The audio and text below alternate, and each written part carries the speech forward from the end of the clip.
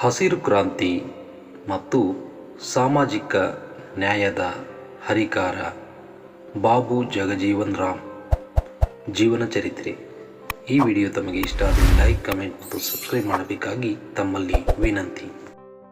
ಭಾರತದ ರಾಜಕೀಯ ಇತಿಹಾಸದಲ್ಲಿ ಬಾಬೂಜಿ ಎಂದೇ ಅತ್ಯಂತ ಗೌರವದಿಂದ ಕರೆಯಲ್ಪಡುವ ಬಾಬು ಜಗಜೀವನ್ ರಾಮ್ ಅವರು ಒಬ್ಬ ಅಪ್ರತಿಮ ದೇಶಭಕ್ತ, ದಕ್ಷ ಆಡಳಿತಗಾರ ಮತ್ತು ದಲಿತೋದ್ಧಾರಕ. ಸುಮಾರು 5 ದಶಕಗಳ ಕಾಲ ಭಾರತದ ಸಂಸತ್ತಿನಲ್ಲಿ ಸೇವೆ ಸಲ್ಲಿಸಿದ ಇವರು ತುಳಿತಕ್ಕೊಳಗಾದ ಸಮುದಾಯಗಳ ಧ್ವನಿಯಾಗಿದ್ದರು. ಜಗಜೀವನ್ ರಾಮ್ ಅವರು 1908ರ ಏಪ್ರಿಲ್ 5ರಂದು ಬಿಹಾರದ ಭೋಜ್ಪುರ ಜಿಲ್ಲೆಯ ಚಾಂದ್ವಾ ಎಂಬ ಸಣ್ಣ ಗ್ರಾಮದಲ್ಲಿ ಜನಿಸಿದರು.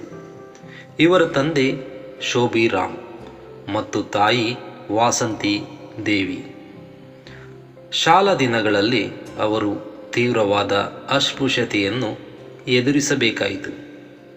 ಶಾಲೆಯಲ್ಲಿ ದಲಿತರಿಗಾಗಿ ಇಟ್ಟಿದ್ದ ಪ್ರತ್ಯೇಕ ಮಡಕೆಯನ್ನು ಒಡೆದು ಹಾಕಿ ಎಲ್ಲರಿಗೂ ಸಮಾನವಾಗಿ ನೀರು ಸಿಗಬೇಕೆಂದು ಆಗ್ರಹಿಸಿದ ಇವರ ಧೈರ್ಯ ಮೆಚ್ಚುವಂಥದ್ದು.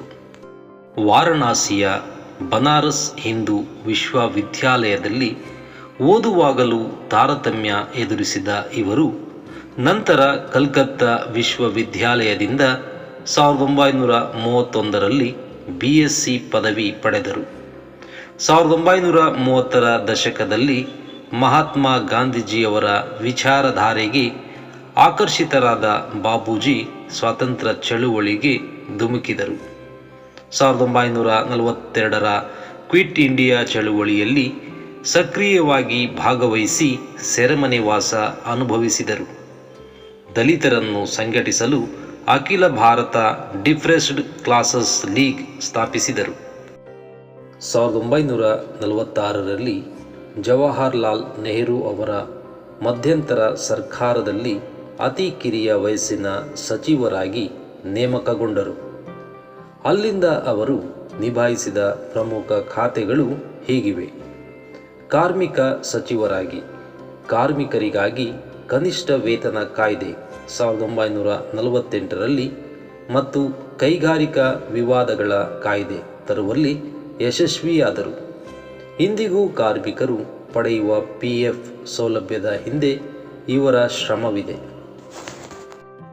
ಕೃಷಿ ಸಚಿವರಾಗಿ ಭಾರತವು ತೀವ್ರ ಆಹಾರದ ಅಭಾವ ಎದುರಿಸುತ್ತಿದ್ದಾಗ ಕೃಷಿ ಸಚಿವರಾಗಿ MS ಸ್ವಾಮಿನಾಥನ್ ಅವರೊಂದಿಗೆ ಸೇರಿ ಹಸಿರು ಕ್ರಾಂತಿಯನ್ನು ಯಶಸ್ವಿಗೊಳಿಸಿದರು.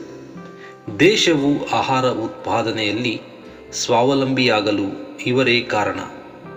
ರಕ್ಷಣಾ ಸಚಿವರಾಗಿ 1971ರ ಯುದ್ಧ, 1971ರ ಭಾರತ ಪಾಕಿಸ್ತಾನ ಯುದ್ಧದ ಸಮಯದಲ್ಲಿ ಇವರು ರಕ್ಷಣಾ ಸಚಿವರಾಗಿದ್ದರು. ಭಾರತವು ಪಾಕಿಸ್ತಾನವನ್ನು ಸೋಲಿಸಿ ಬಾಂಗ್ಲಾದೇಶಕ್ಕೆ ವಿಮೋಚನೆ ನೀಡುವಲ್ಲಿ ಇವರ ನಿರ್ಧಾರಗಳು ಬಹಳ ಮುಖ್ಯವಾಗಿದ್ದವು.